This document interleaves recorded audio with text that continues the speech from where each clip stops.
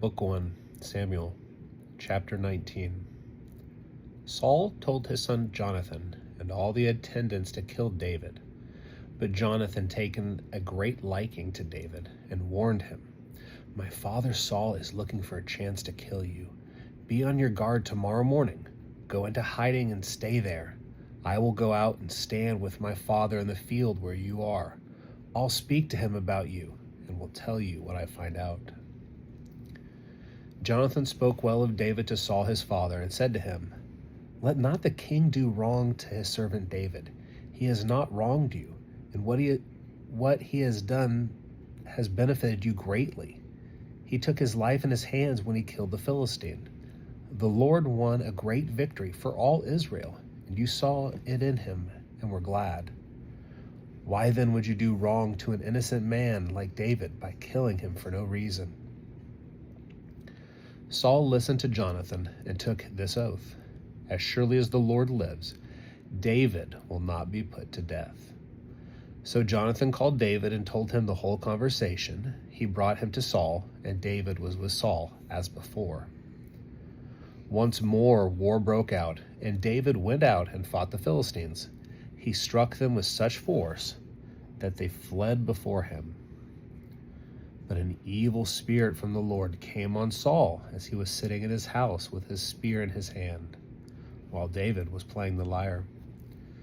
Saul tried to pin him to the wall with his spear, but David eluded him as Saul drove the spear into the wall. That night, David made good his escape. Saul sent men to David's house to watch it and kill him in the morning.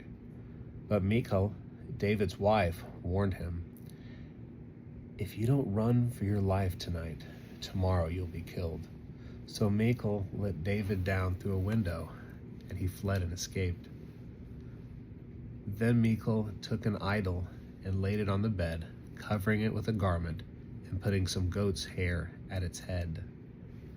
When Saul sent the men to capture David, Michal said, "He is ill."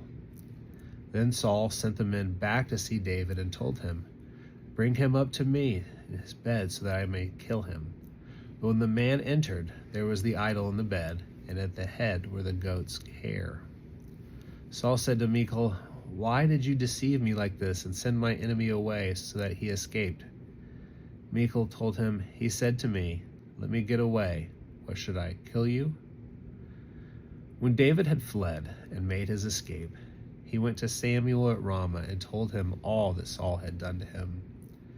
Then he and Samuel went to Naioth and stayed there. Word came to Saul, "David is in Naioth at Ramah." So he sent men to capture him. But when they saw a group of prophets prophesying, with Samuel standing there as their leader, the Spirit of God came on Saul's men, and they also prophesied.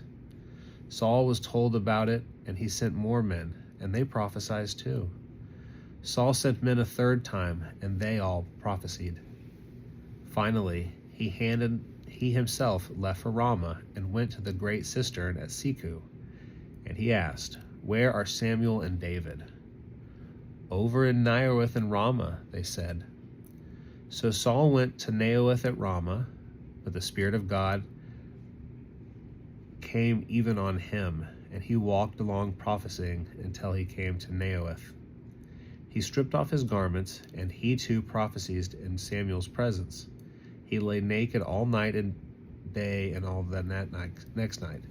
This is why people say, "Is Saul also among the prophets?" Book 1, Samuel, chapter 20. Then David fled from Naioth at Ramah and went to Jonathan and asked, "What have I done? What is my crime? How have I wronged your father that he is trying to kill me?" "Never," Jonathan replied. "You are not going to die. Look, my father doesn't do anything great or small without letting me know. Why would he hide this from me? It isn't so." But David took an oath and said, "Your father knows very well that I have found favor in your eyes." And he said to himself, "Jonathan must not know this, or he will be grieved. Yet as surely as the Lord and as you live, there is only a a step between me and death. Jonathan said to David, "Whatever you want me to do, I'll do for you." So David said, "Look, tomorrow is the new moon feast, and I'm supposed to dine with the king. But let me go and hide in the field until the evening of the day after tomorrow. If your father misses me at all, tell him, David earnestly asked my permission to hurry to Bethlehem, his hometown, because an annual sacrifice is being made there for his whole clan. If he says, 'Very well,' then your servant is safe. But if he loses his temper, you can be sure that he is determined to harm me. As for you, show kindness to your servant, for you have brought him into a covenant with you before the Lord. If I am guilty, then kill me yourself. Why hand me over to your father?" "Never," Jonathan said. "If I had the least inkling that my father was determined to harm you, wouldn't I tell you?" David asked, "Who will tell me if your father answers you harshly?" "Come," Jonathan said, "let's go out into the field." So they went there together. Then Jonathan said to David, "I swear by the Lord, the God of Israel, that I will surely sound out my father by this time the day after tomorrow.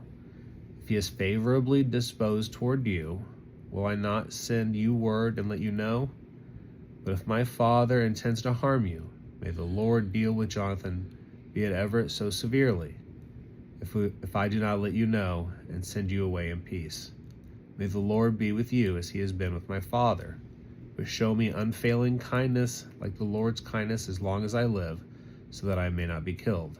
And do not ever cut off your kindness from my family, not even when the Lord has cut out every one of David's enemies from the face of the earth." So Jonathan made a covenant with the house of David, saying, May the Lord call David's enemies to account. And Jonathan had David reaffirm his oath of love for him, because he loved him as he loved himself. Then Jonathan said to David, "Tomorrow is the new moon feast. You will be missed, because your seat will be empty. The day after tomorrow, toward evening, go to the place where you hid when this trouble began, and wait by the stone easel. I will shoot 3 arrows to the side of it, as though if I were shooting at a target. Then I will send a boy and say, 'Go find the arrows.' If I say to him, 'Look, the arrows are on the side of you, bring them here,' then come, because as surely as the Lord lives, you are safe, there is no danger. But if I say to the boy, 'Look, the arrows are behind you,' then you must go, because the Lord has sent you away. And about the matter you and I discussed, remember, the Lord is witness between you and I forever." So David hid in the field, and when the new moon feast came, the king sat down to eat.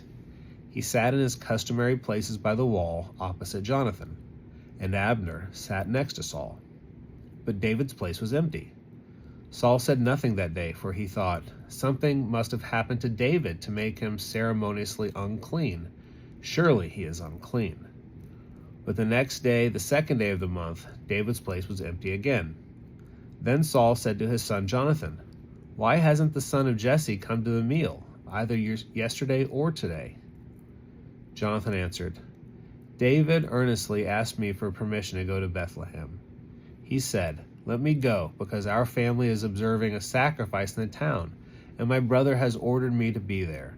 If I am found favor in your eyes, let me get away to see my brothers. That is why he has not come to the king's table.'" Saul's anger flared up at Jonathan, and he said to him, "You son of a perverse and rebellious woman, don't I know that you have sided with the son of Jesse to your own shame and to the shame of the mother who bore you? As long as the son of Jesse lives on this earth, neither you nor kingdom will be established. Neither you nor your kingdom will be established. Now send someone to bring him for me, for he must die." "Why should he be put to death? What has he done?" Jonathan asked his father. But Saul hurled his spear at him to kill him. Then Jonathan knew that his father intended to kill David. Jonathan got up from the table in fierce anger. on that second day of the feast, he did not eat, because he was grieved at his father's shameful treatment of David. In the morning, Jonathan went out to the field for his meeting with David. He had a small boy with him. And when he said to the boy, "Run and find the arrows I shot," as the boy ran, he shot an arrow behind him. When the boy came to the place where Jonathan's arrow had fallen, Jonathan called out after him, "Isn't the arrow beyond you?" Then he shouted, "Hurry, go quickly, don't stop." The boy picked up the arrow and returned to his master. The boy knew nothing about this, only Jonathan and David knew. Then Jonathan gave his weapons to the boy and said, "Go, carry them back to town." After the boy had gone, David got up from the south side of the stone and bowed down before Jonathan 3 times with his face to the ground. Then they kissed each other and wept together, but David wept the most. Jonathan said to David, "Go in peace, for we have sworn friendship with each other in the name of the Lord, saying, 'The Lord is witness between you and me, and between your descendants and my descendants forever.'" Then David left, and Jonathan went back to the town. Book 1, Samuel, chapter 21. David went to Nob, to Amalek the priest. Amalek trembled when he met him and asked, "Why are you alone? Why is no one with you?" David answered of Amalek the priest, "The king sent me on a mission and said to me, 'No one is to know anything about the mission I am sending you on. As for my men, I have told them to meet me at certain places. Now then, what do you have on hand? Give me 5 loaves of bread, or whatever you can find." But the priest answered David, "I don't have any ordinary bread on hand. However, there is some consecrated bread here, provided the men have kept themselves from women." David replied, "Indeed, women have been kept from us as usual wherever I set out. The men's bodies are holy even on missions that are not holy. How much more so today?" So the priest gave him the consecrated bread, since there was no bread there except the bread of the presence that had been removed from before the Lord and replaced by hot bread on the day it was taken away. Now one of Saul's servants was there that day, detained before the Lord. He was Doeg the Edomite, Saul's chief shepherd. David asked Amalek, "Don't you have a spear or a sword?" "I haven't brought my sword or any other weapon, because the king's mission was urgent." The priest replied, "The sword of Goliath the Philistine, who you killed in the valley of Elah, is here. It is wrapped in a cloth behind the ephod. If you want it, take it. There is no sword here but that one." David said, "There is none like it. Give it to me." That day David fled from Saul and went to Achish, king of Gath. But the servants of Achish said to him, "Isn't this David, the king of the land? Isn't he the one they sing about in their dances? Saul has slain 1,000, and David his tens of thousands." David took these words to heart and was very much afraid of Achish, king of Gath. So he pretended to be insane in their presence, and while he was in their hands, he acted like a madman, making marks on the doors of the gate and letting saliva run down his beard. Achish said to the servants, "Look at this man. He is insane. Why bring him to me? Am I so short of madmen that you have brought this fellow here to carry on like this in front of me? Must this man come into my house?